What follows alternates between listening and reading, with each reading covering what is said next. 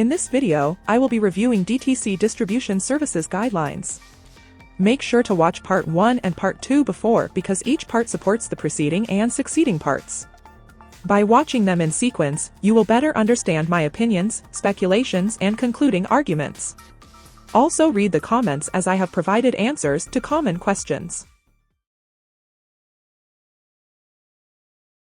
On page 10 of the Distribution Services Guide, I quote DTC, distribution service includes announcing, collecting, allocating and reporting dividend, interest and certain principal payments on behalf of its participants holding DTC-eligible securities serviced by the depository. On page 13, DTC explains, they provide their participant members information about corporate actions involving various distribution events such as cash dividends, stock dividends, stock splits, spin-offs, rights distributions, and liquidation based on record date holdings. I will look deeper into allocation distributions and corporate action spin-off distributions, as they fit our MMTLP situation. On page 28, DTC explains entitlements and allocation services as DTC allocating cash and stock distributions to participants. This includes both credits and debits. In addition, DTC calculates cash or stock entitlements for each announcement once rate and/or price information becomes available. Distributes information on upcoming distribution events online and in electronic form such as payable dates and amount, or quantity. Reports on allocated items online and in electronic format during the processing day and at end of day. Generates refunds to you for funds that were allocated after DTC received payment. DTC explains further that participants can obtain their closing securities position and subsequent tracking and entitlements for distributions events via the following CCF file formats, CA Web, Smart/Search and ISO 20022. Please read the DTC note stating, it is the participant's responsibility, under DTC's rules and procedures, to verify the accuracy of this announcement information. Any discrepancy between your records and this information must be reported to DTC as soon as possible. I interpret this to mean that the DTC will not assume any liability for any announcement inaccuracies or discrepancies. It is for the participant member broker to report the issue. DTC are merely the conveyors of information. Information that is being relayed to them from the security companies and participant members and various other resources. On page 29, DTC explains an important service it provides called Interim accounting, which is part of entitlements and allocations process for distributions. Please pay attention to this quote. The interim period, also referred to as the due bill period, is the period during which a settling trade has due bills attached to it. A due bill is an indication of a seller's obligation to deliver a pending distribution, such as a cash dividend, stock dividend, interest payment, etc., to the buyer in a securities transaction. I argue that MMTLP had due bills attached to it before, during and after it settled trade. As per the OCC memos, MMTLP settled broker to broker, so the sellers are the brokers. It is the seller's obligation to deliver a pending distribution of a stock dividend, in the form of Next Bridge hydrocarbon shares. The Next Bridge shares were not distributed before, during or after the interim period, leaving our brokerages with a -1 for debt on DTC interim accounting records. If DTC's interim accounting service is being used to settle MMTLP, then during the due bill period, the DTC will track all settled activity where the receiver, typically a buyer, is entitled to a distribution, and adjusts participants' record date positions, crediting the receiver, typically a buyer, and debiting the deliverer, typically a seller, the distribution amount. This process helps ensure accurate payment on the payable date and eliminates time-consuming costly paper processing. Both Torchlight Energy and Metamaterials were on the Continuous Net Settlement (CNS) system before and after their mergers. However, MMTLP was never meant to trade and is not eligible for CNS settlement as per the OCC memos. In my opinion, this means that MMTLP may not be eligible for the DTC interim accounting service. If this is the case, then DTC explains that trades that settle after the record date, with distribution pending, will have a due bill attached to them. Without DTC's interim accounting process, the distribution will need to be handled between the seller and the buyer outside of DTC's distribution processing service, potentially in the form of a payment order, wire or post-dated check equal to the amount of the distribution. In other words, I interpret this to mean that because the record date has passed and MMTLP has not settled, it has a due bill attached to it stating MMTLP holders are owed shares of Next Bridge on a one-to-one basis.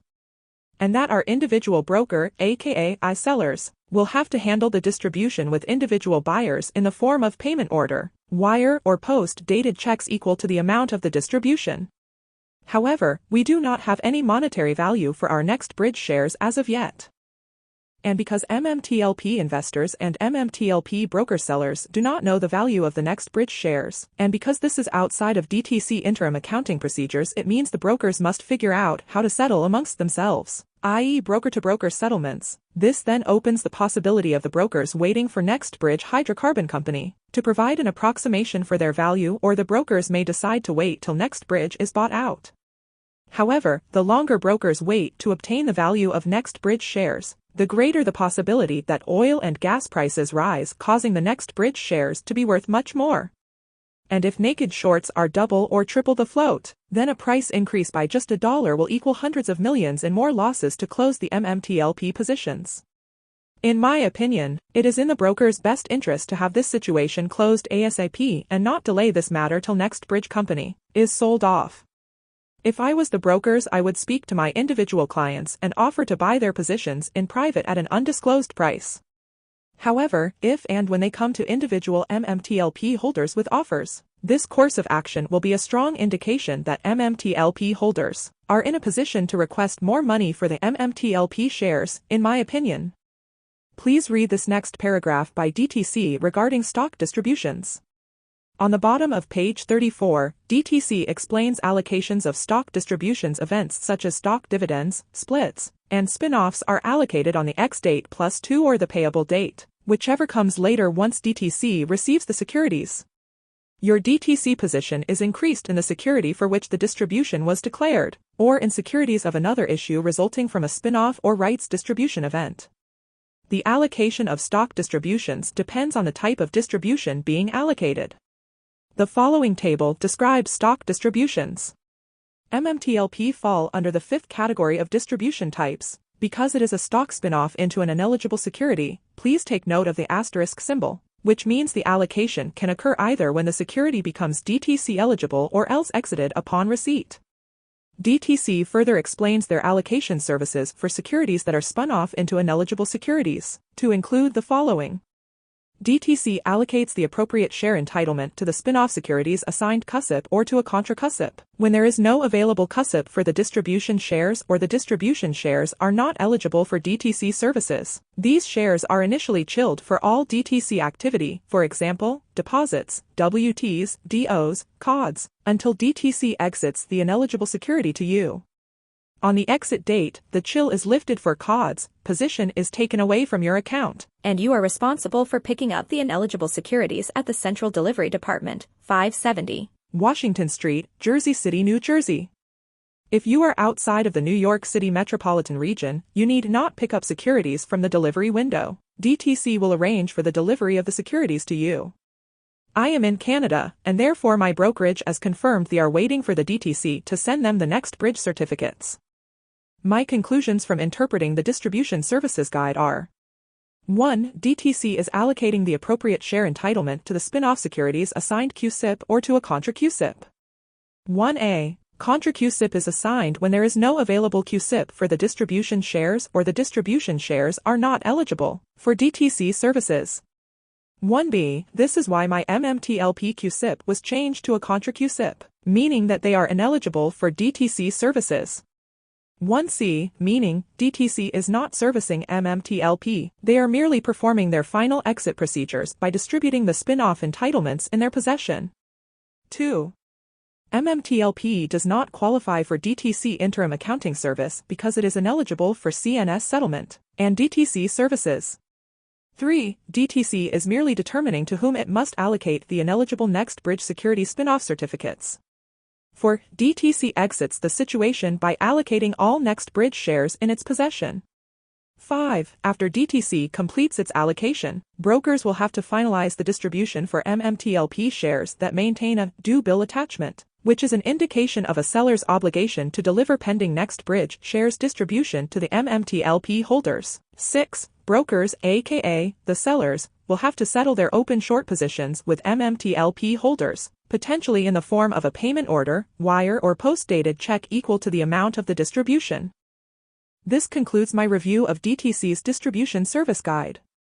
I encourage all MMTLP investors and followers to read this guide for themselves and compare their interpretations and conclusions with mine. In the next video, I will review DTC's Reorganizations and Settlement Service Guides. Happy New Year to everyone, and get ready to receive cash settlement offers from brokers that have open short positions.